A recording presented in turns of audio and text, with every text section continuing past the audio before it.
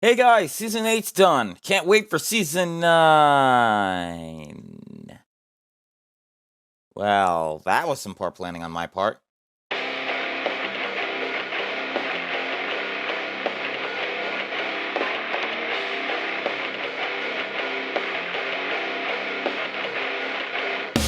So, 2021.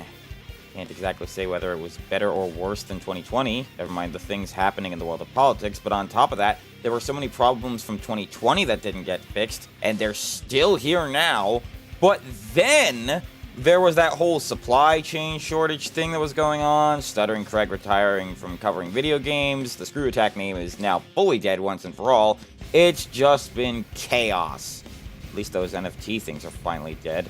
But while 2021 was full of bad, there were some good moments too. As for Death Battle, they celebrated 10 years of murdering childhoods and upsetting fan bases with this season, and it was weird. The season was good, sure, but it was less than the sum of its parts. The season was comparable to Season 5 in what they were doing, but as for how well it did, well, you'll see as we go through. But before we begin, a little surprise for you guys. Bam! I'm on camera now. You'll be seeing my mug throughout the entire video. So let's get this started. This is Wolf's Top 16 Season 8 Death Battle episodes.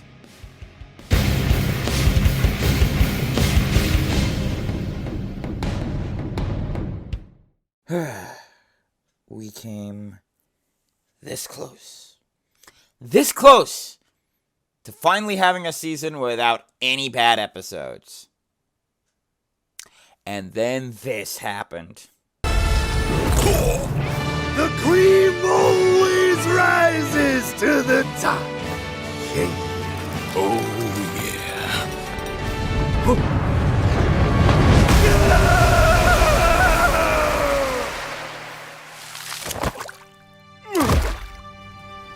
A lot of people last year were surprised at my pick for the worst of the season being Danny vs. Jake, but I don't think this one will be a surprise to anyone. I'm putting this episode at the bottom because it is garbage, plain and simple. Almost everyone I've talked to said this is their least favorite of the season. A few people have even said that this is the worst episode in the show's history, which, I can't actually agree with that. Not only is it not even in the top 3 of the worst episodes from each season, it's not even in the top 5 of worst episodes in the show, period. But this episode does make a good case for itself. Let's get some positives out of the way first. This episode is really well animated. From the fluidity of the hand-drawn elements to the weird claymation that is the Kool-Aid dimension, this entire thing from start to finish looks fantastic. You honestly can't tell me otherwise because just look at this! This is the same stuff from Blind Ferret that made me love Mario vs. Sonic 2018. I also love the audio elements in this. The sound effects, the voice acting, and the track, called Oh Yeah, fittingly enough, are all great. And that's about where everything stops being good.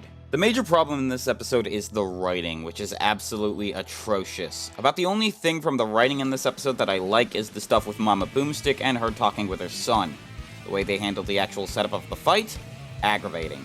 The fact that the dialogue from these two is mostly just them saying, oh yeah, over and over again ad nauseum, annoying. The fact that they built up that we were going to get an actual answer to the identity and whereabouts of Boomstick's dad, only to get the same unfunny joke about it actually being Sarge from Red vs. Blue, easily the worst thing about this entire thing. It's also a shame because they had been building up this thing since the Season 7 finale, teasing that we would finally know who Boomstick's dad is, and that the episode, being the 150th episode, was going to be super exciting. Hell, they teased this fight no less than 6 times after the mid-season finale, and it led to absolutely nothing of substance. That's my biggest problem with this episode more than anything. If this were just some random gag episode, I might be okay with it. But the fact that they were hyping the hell out of this episode just made it the worst of the season. And it's not like they didn't do this right before. The obvious comparison is Chuck Norris vs. Sega to Sanchiro. The fact that that episode, from all the way back 6 years beforehand in Season 2, was better than this is a sign of just how terrible this episode is. Well, at least it was the only bad episode of the season, right?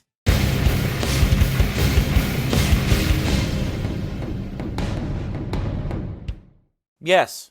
Yes, it was. Everything from here on out was just okay at worst for me, though I know that a few of you guys are going to disagree with me on that, especially with this one. You cannot escape from death! 共に地獄行きだ!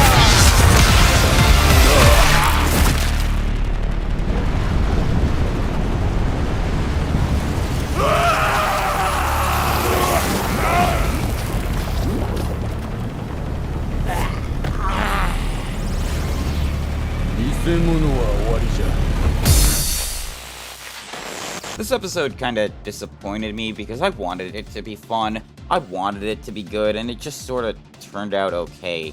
Kinda like the other time these two franchises were in death battle. The animation was just sort of okay. I feel like if this episode were in 3D, it would have been a lot better.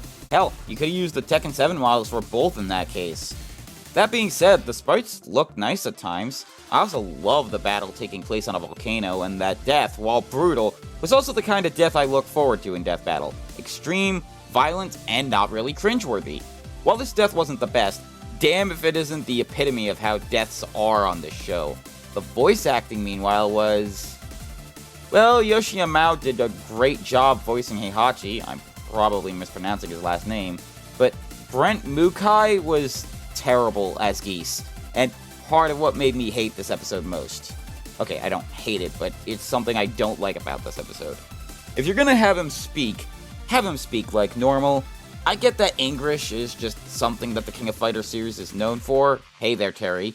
But at that point, why even get someone to voice it at all?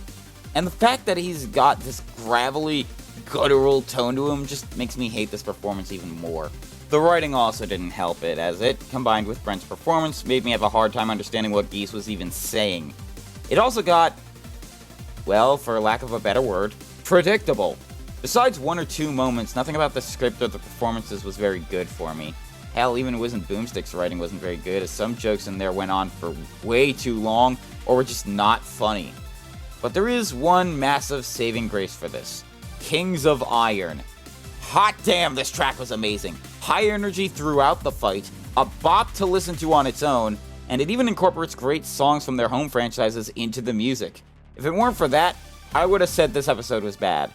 So congrats to that song for being the one thing that I loved in this episode.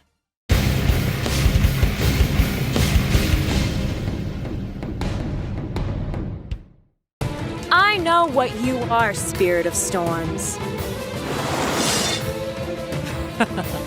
Exactly.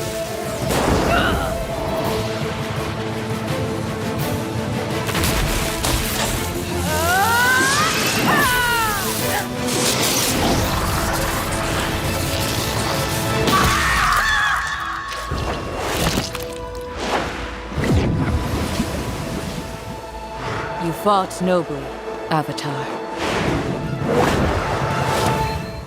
Congrats to this episode for being the most meh episode of the season. There were so many things here that I just didn't care for. Honestly, it's not bad. The sprites for both were great, the killing blow was solid, the voice acting was pretty good, even if Shara Kirby sounding like Halle Berry was a weird direction for her voice to go, when there were so many better options to go with Storm. But everything else was just... meh. I'll admit there was nothing that bad in this episode, save for a few pieces of the script for both characters, but there wasn't much that really made this worth watching. Weather the Elements is very by the books, uninteresting, though it did sound good as a backing track. Really, this episode was just boring. I wasn't upset by anything here, and there were multiple good elements. I was just bored sitting through it. Well, at least we didn't get Korra vs. Rey, right, guys?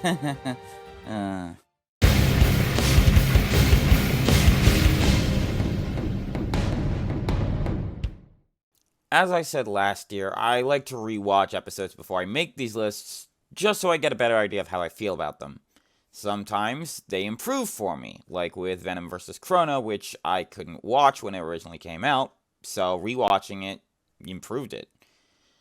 Other times it makes me feel worse about the episode. Case in point, this one. And there's still no escape.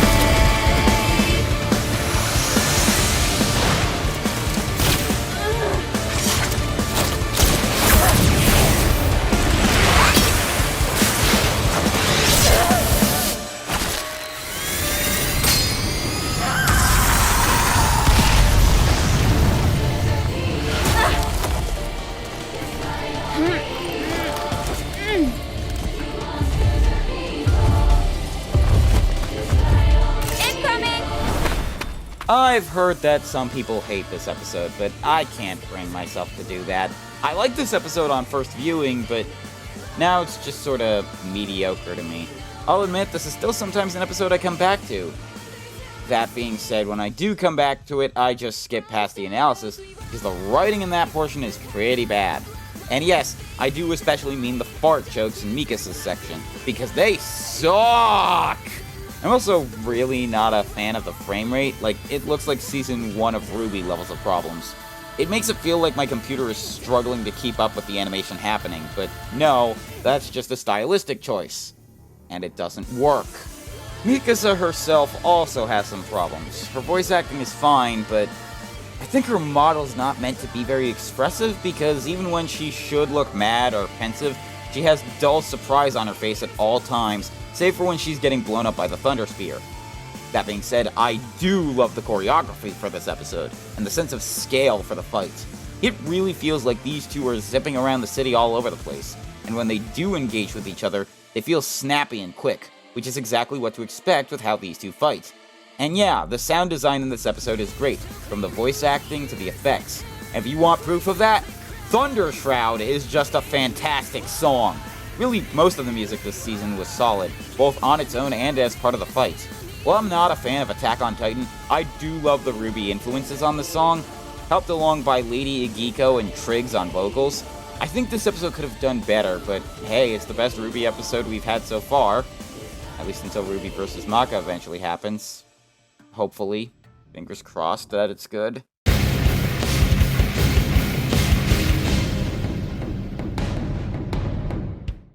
But if you want an episode that's really underrated, this one fits the bill a lot more. Sayonara, dipshit!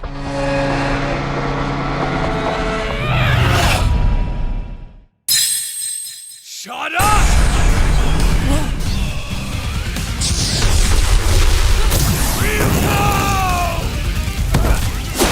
Chaos Blast.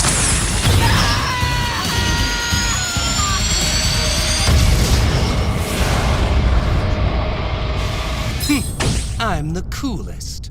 I originally thought that this episode is barely worth talking about, but watching it again, I think this episode is just barely okay, bordering on good. There's a lot of great moments in it.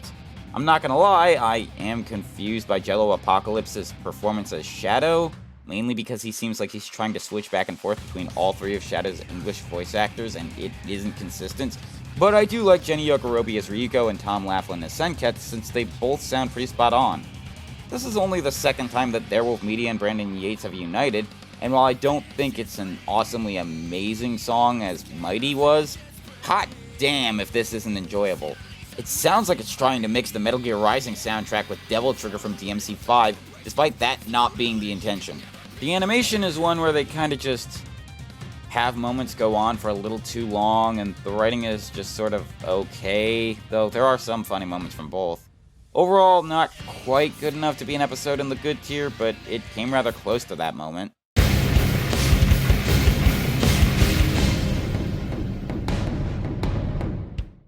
Hey, remember when I said that I hope that this episode is good when I did the Season 7 list?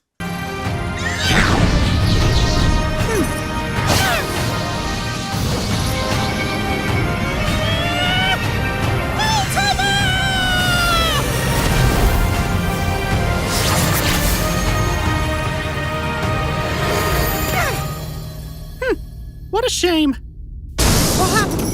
Worry do not. One with the Force, I am. Laugh it up, fuzzball! So immediately after the Season 7 list came out, people messaged me asking how I felt about this episode when it aired, and I admitted that it was a good episode. And it still is. It's not spectacular like later episodes on this list, but it is a good episode. The SFM team did great work making the animation come to life, and making both characters look insanely cool. I do also like the voice acting that both characters have with their lines, both voice actors sounding pretty close to perfect for their characters. The writing is, for the most part, solid, even if most of the focus on the rundowns wasn't really on the characters themselves. You don't notice it as much with Mickey, but you do with Yoda, because a lot of it was on the story of Star Wars, which is just weird.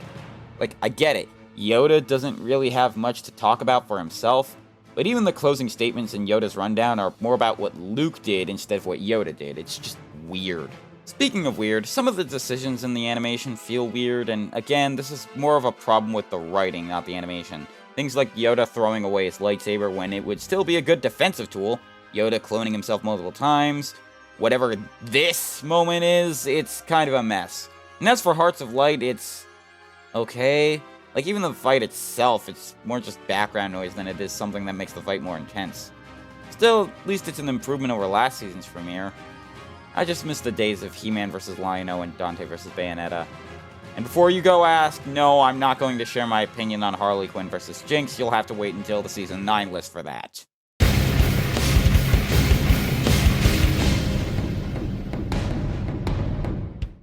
Returning combatants can be a very touchy subject for some people.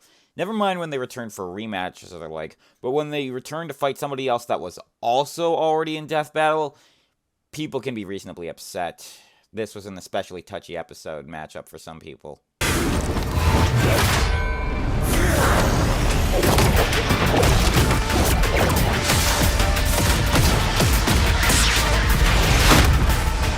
Feel the wrath of Shao Kahn!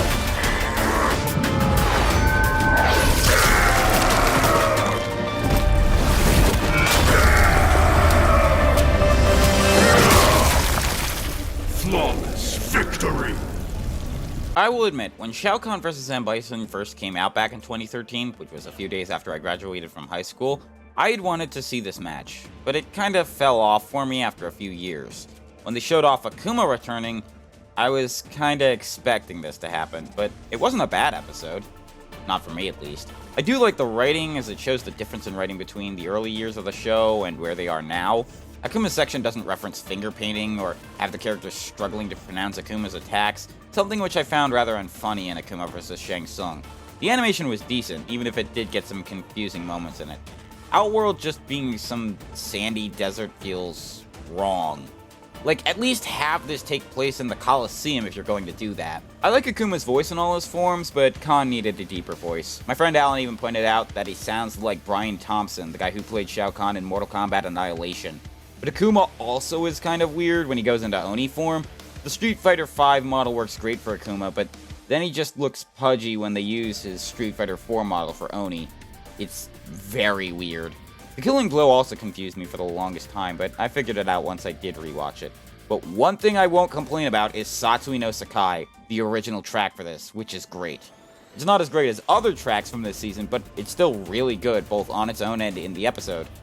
Still, this episode left quite a bit to be desired, and for me, hopefully these franchises will have something better next time.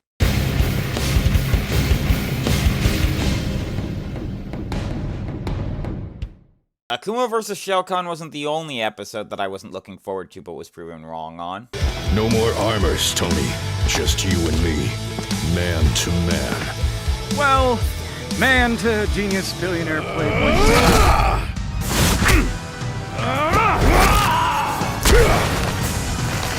Maybe just one more.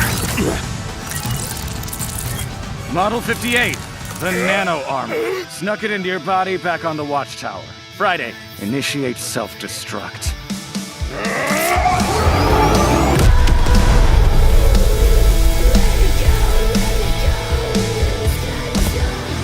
Friday, I could really use a drink.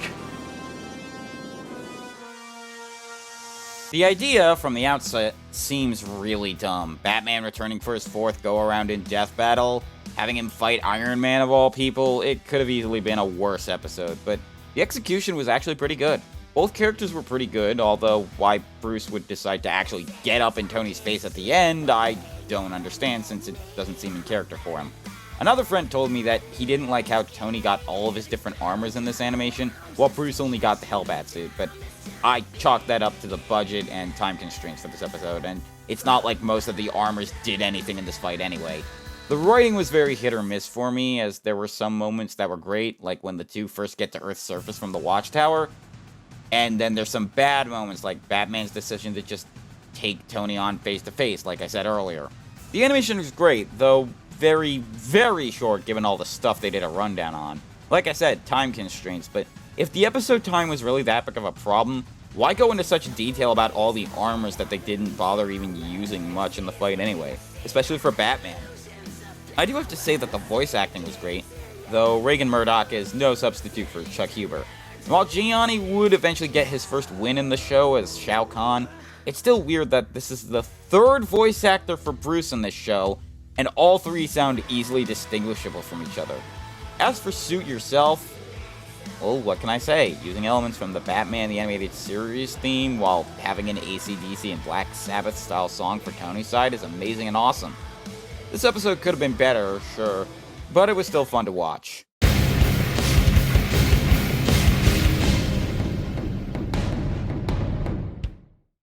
You know, most times when an episode treats a character like crap, it just makes me mad. Here, it kinda makes sense why they did it. Goodbye, weird bug girl.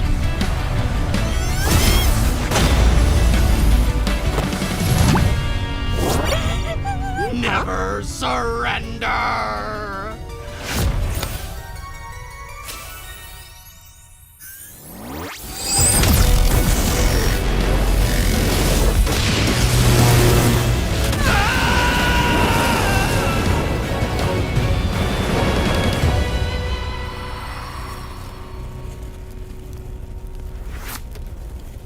Oh my gosh. I won!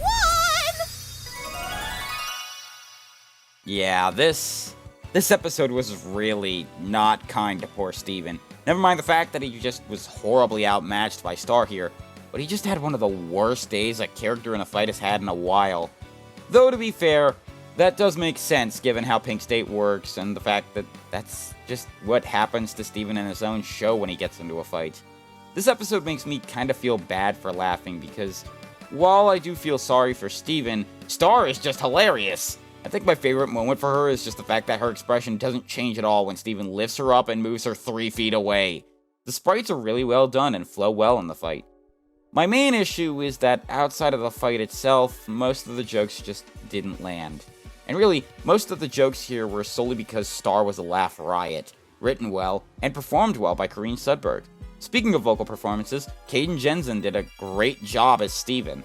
I will say, however, that Stars of the Universe is sadly one of those tracks that's great as a backing track, but on its own is just kinda alright.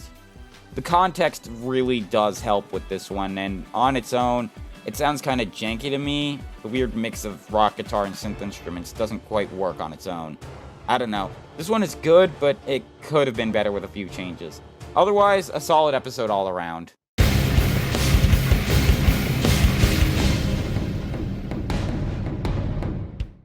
Now, this one intrigued me when I first heard of the idea, and I was quite glad with how the result turned out.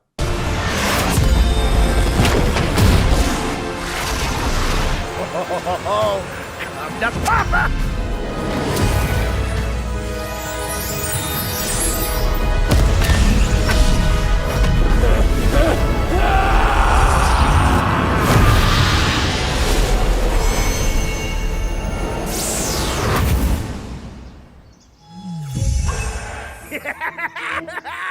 That was so cool! Wait till Master Shifu hears about this! This episode was pretty good all around too. I like this one better than Steven vs. Star because both characters get a chance to have some really cool moments. The animation looked great, save for 1 or 2 of the hand-drawn elements.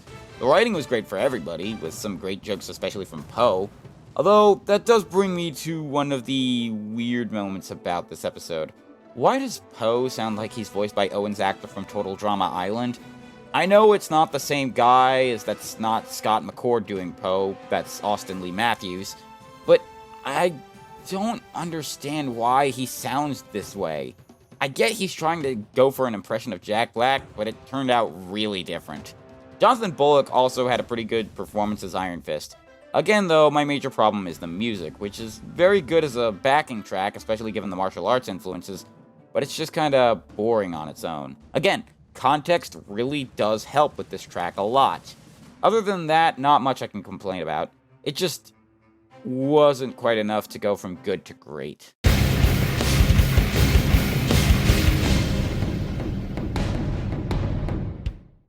So truth be told, not a lot of my opinions changed on this year's episodes from when I first viewed them.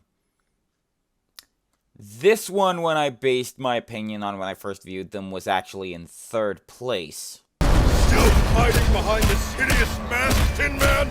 Let's show your true face the light of day! Don't you see it? That mask is my true face.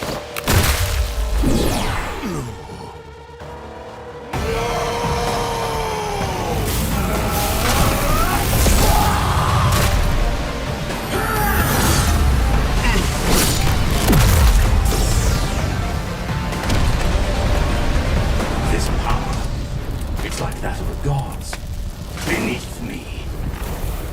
Truth be told, these two are two of my favorite villains to come from comics because they have so much nuance to them both. So when I saw Doom in last year's preview, I was hoping and expecting for him to fight Lex. And wouldn't you know it, that's exactly what happened, and boy was it great.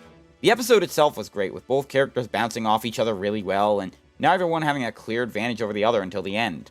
That's what I love seeing when it comes to fights. Everything about this episode was good, and there aren't really that many weak points I can point out. I loved the writing for this episode beyond just how the two interacted, and I loved how great Wiz and Boomstick were written in this one. The sound was great as well, with Johnny Matrograno and Stephen Kelly's performances as Lex and Doom respectively being fantastic. I think Johnny's performance in this episode was even better than it was in Iron Man vs. Lex, and it's especially clear when you hear him yelling in both episodes. I also love Apex of Doom, which is just awesome to listen to even on its own. But I think there's one thing this episode gets right that I don't really pay attention to in other sprite fights: the lighting. Look at how dingy and dark things look in Lex's lair. It really sets the mood for the fight, and it's even better when the two go outside with the sun shining over them. Really, this episode was great in every regard. The only problem is that, well, this had to be that episode of the season. You know what I mean, the episode that really is only lower because I just liked other episodes in the season. It was great, don't get me wrong, but after the other episodes came out, it was doomed to fall.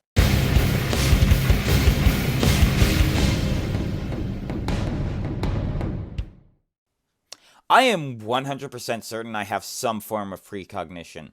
Just a few days before Madara vs. Aizen aired, I actually was in the death battle server I'm in, and I asked in the voice chat who they think that Saitama should fight. Guess who the only person they mentioned was? I never thought it would happen. A serious fight. I found it! Thank you, weird spinach mascot.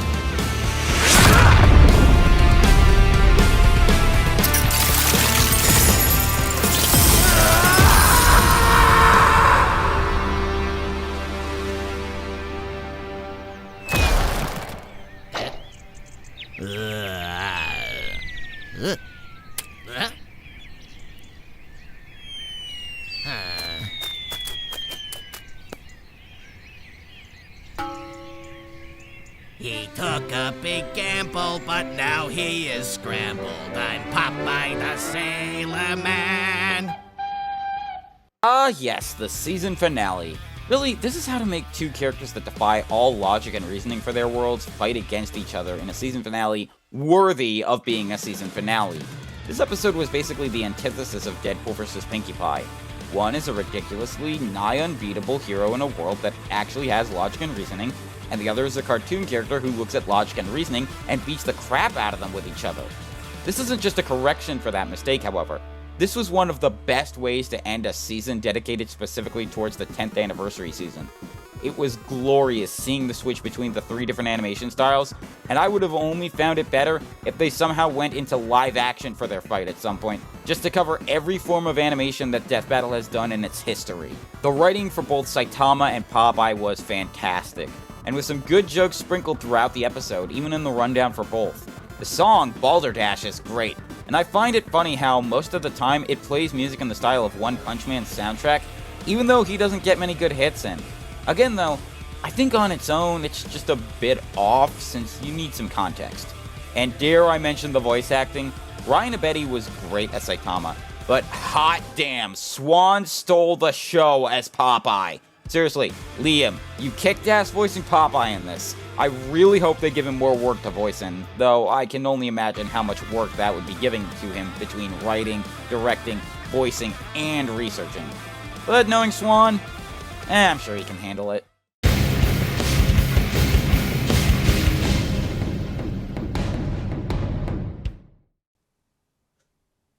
I'm gonna be pestered by that one guy on Twitter now, aren't I?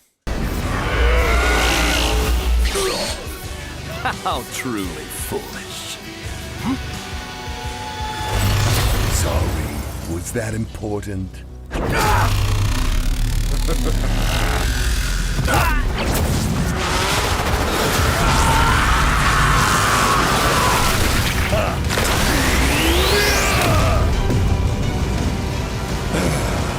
How fun.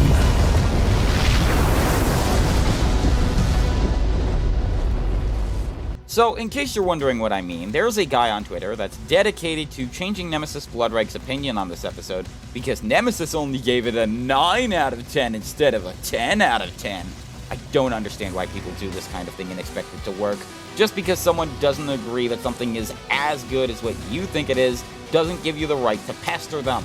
And this episode really is good, don't get me wrong. I love so much about this. The voice acting from Michael Kovac as Goku Black and Valentine Stokes as Reverse Flash is fantastic, and really gets across their personalities very well. The animation just looks freaking amazing, with both sprites blending extremely well together. The hand-drawn sections are a bit awkward, but it's nothing that hurts the episode. Reverse Rosé is also a really good song, although I'm not too keen on the lyrics, even if they are still kind of fitting. Again, not an issue with the episode itself. What is an issue is the writing. Now, don't get me wrong, most of the writing in this episode is fantastic. Most. The issue really isn't Goku Black's rundown, which just feels awkward and choppy.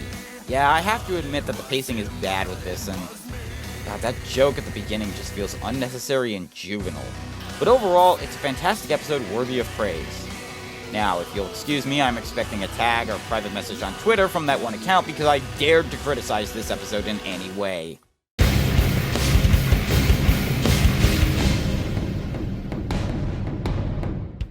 I know a lot of the episode teases this season got people hyped, but I think this one might have been the one that got people the most immediately hyped upon seeing both characters get teased. You almost had me there, you tricky bastard. Nothing escapes my illusions, human. Know your place.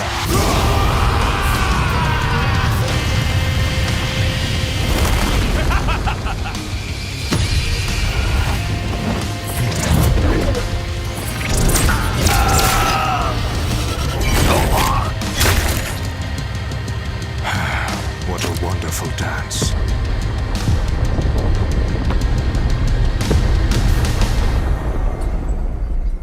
Man, this episode is just a rush throughout. Like, even if you knew who would win, this episode was still exciting. And I should know, I knew who was going to win. The entire thing was just fast-paced and high energy, and you get taken along for the ride. Let's start with one point, the writing. The entire writing in this episode is great from start to finish, including the analysis. I love how Wiz trying to explain the convoluted nature of Madara's plan is like a conspiracy theorist, or the Pepe Sylvia episode from It's Always Sunny in Philadelphia. And almost as great is when both characters just start laughing like the maniacal 5D chess-playing nutcases that they are. It's just so well written. The sprites are really well animated, and the fight itself just kicks ass. I watched this thing from start to finish, and I feel like I want to take a nap because of just how energetic it is. But I think what really helps this episode is the sound design. Nicholas Andrew Louis once again hits another performance out of the park, because he is fantastic voicing Madara. But don't think Philip Sacramento isn't great as Aizen. And above all of that is my favorite song in this entire season, Hollow Dreams. It isn't my new favorite song, since I still like Lost Ice Storms more, but holy crap, does it contribute to the high-octane energy of this fight. Also, don't think I didn't notice pieces of Dangerous Gaze in there, Brandon. I heard it, and it's great. One person I know even said that anytime an Uchiha gets into death battle, they should have pieces of Dangerous Gaze in their song for their fight. I don't really know what else to talk about with this episode. It's just that great. It absolutely deserves to be this high up on the list, and that's no illusion.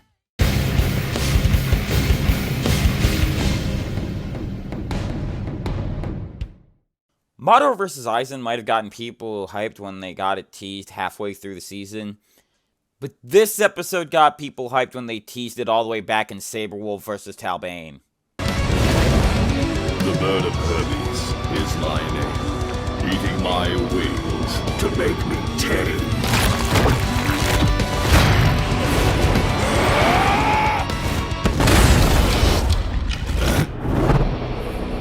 Useless.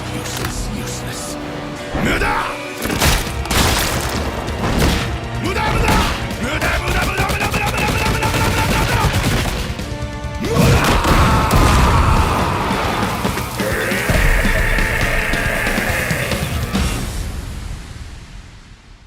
Hype can be dangerous to an episode if not handled properly, but this episode handled it extremely well.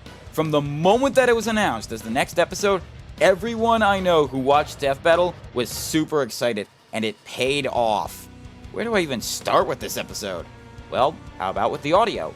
Hell Over Heaven, the song for this episode, kicks ass. It's a great listen to on its own, and it just makes the episode an even better experience. I love the elements of jazz at the beginning for Hellsing, and the sort of corrupted version of Jotaro's theme to represent Dio. Even more than that, however, is the voice acting. Tom Schalk did an amazing job as Dio, and while he's not a perfect double for Patrick Seitz or even Takahito Koyasu, he still gets Dio's personality across just as well. But come on, we all know that Taka stole the show as Alucard. There was no way they were going to have Alucard in the show and not have his abridged actor voice him. Then there's the writing. I love the writing for this episode on both of these characters, with references to every media form they could for the both of them, and making them come across as being the awesome characters that they are. When an episode's writing can make me want to watch where its character came from, it does a good job. And I've been wanting to especially watch JoJo's Bizarre Adventure ever since this episode came out. Something I never really got from Jotaro vs. Kenshiro. But holy crap, that animation knocked this episode out of the park. I love all of the animation bits they have throughout this episode. The flow of Alucard when he's in shadow form that makes him look like an eldritch horror, the literal ocean of blood that floods the streets of London, the battle with Big Ben's hands, and even the hand-drawn animations were great when they were otherwise nothing special this year. This fight was fantastic. A lot of people have been saying this is their favorite episode of the season, and I know a couple think it's the best episode of the show's history. Honestly, in almost any other season, I would have made this my favorite, but, well, only one could top it.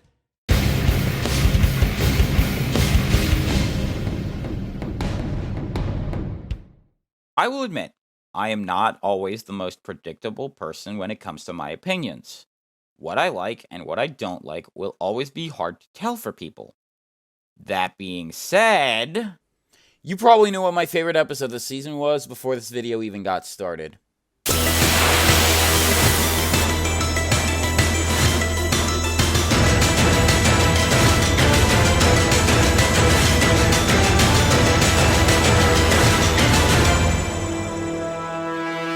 Before I talk about this episode, I want to talk about the original for a bit. The original Link vs. Cloud is my favorite episode of Season 1, and still one of my favorite episodes on the show's history. Is it inaccurate? Yes. Is it filled with janky Season 1 problems? Yes. Do I care? Not really, because it's a well-presented episode. Most of the writing is great, the musical choices are excellent, and the animation was not only great to watch, but also groundbreaking because it was the first ever 3D episode of Death Battle. It wasn't exactly an episode that needed a do-over like Mario vs. Sonic was. In fact, most remakes of stuff aren't always necessary. But when a remake is one that not only proves that it is worthy of updating something that was good, but it also surpasses its original, then it's something special. That's why so many people loved the Resident Evil 2 remake after all, and that's why I love this episode. This episode updates the one thing that everyone seemed to have a problem with in the original Link vs. Cloud, and actually puts full research into both characters, giving them access to more than just their crossover arsenals and a few other items, and actually gives them everything on top of really digging into their feats compared to last time. The music, Final Breath, is just amazing. mixing together great tracks from the Zelda series and Final Fantasy VII. It does heavily favor the Final Fantasy side of things, but it's still a rocking track from start to end. Cloud finally having a voice actor was a great addition, and Adam Gibbs was a fantastic choice for him. The writing was vastly improved over the original, with no weird, awkward, almost insulting jokes like the original had. And the animation, this too was a groundbreaking animation style, as this is the first time the episode was animated in Blender. And beyond that, they even made callbacks to the original that still fit, even more than what Mario vs. Sonic did with its episode. Honestly, the moment this episode came out, it won this spot. The only question I have for myself, honestly, is this episode my new favorite in the show's history? And that's a difficult question to answer. Honestly, this episode has plenty of things I like more than Carnage vs. Lucy and vice versa. And there's not really anything negative I can think of for this episode either. So, in all fairness, I have to say that this is tied for my greatest episode of the show's history section with Carnage vs. Lucy. But trust me, this episode is more than deserving of being called the #1 episode of Season 8. Let's mosey, asshole.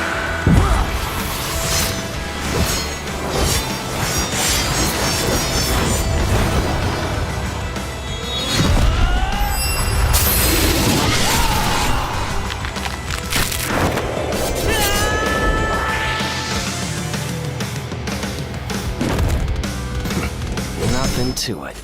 It's easy to want to compare this season to Season 5 when they have so many similarities, but I'll admit, this season wasn't quite good enough to match it. This season wasn't a whole greater than the sum of its parts like Season 5 was, and I'd argue it was actually less.